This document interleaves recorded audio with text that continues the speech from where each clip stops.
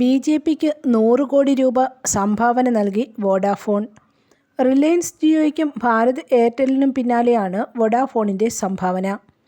നേരത്തെ രാജ്യത്തെ ടെലികോം കമ്പനികളിൽ ഒന്നാമതായിരുന്നുവെങ്കിലും കഴിഞ്ഞ കുറച്ചു വർഷങ്ങളായി വോഡാഫോൺ ഐഡിയ പിന്നിലായിരുന്നു. PLCയുടെയും ഇന്ത്യൻ കമ്പനിയായ ആദിത്യ ബിർള ഗ്രൂപ്പിൻ്റെയും സംയുക്ത ഉടമസ്ഥതയിലാണ് വോഡാഫോൺ ഐഡിയ. 2.14 ലക്ഷം കോടി രൂപ ബാധ്യതയുണ്ടായിരുന്ന കമ്പനിയുടെ കടം മോദി സർക്കാരുമായി ഉണ്ടാക്കിയ കരാറിനെ തുടർന്ന് വോഡാഫോണിൻ്റെ സർക്കാർ കടങ്ങൾ കേന്ദ്ര സർക്കാർ ഇക്വിറ്റിയായി മാറ്റി. ഇതിനുശേഷമാണ് വോഡാഫോൺ ഇലക്ട്രൽ ബോണ്ടിലൂടെ ബി.ജെ.പിക്ക് 100 കോടി നൽകുന്നത്.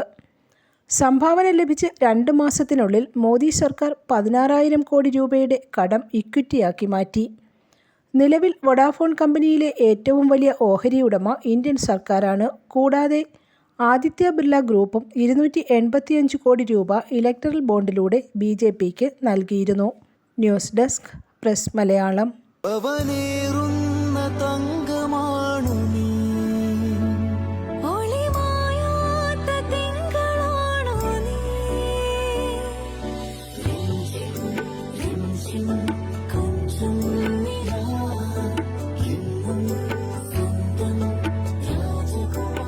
Be a Rajakumari. Rajakumari Gold and Diamonds. The trust of Travancore.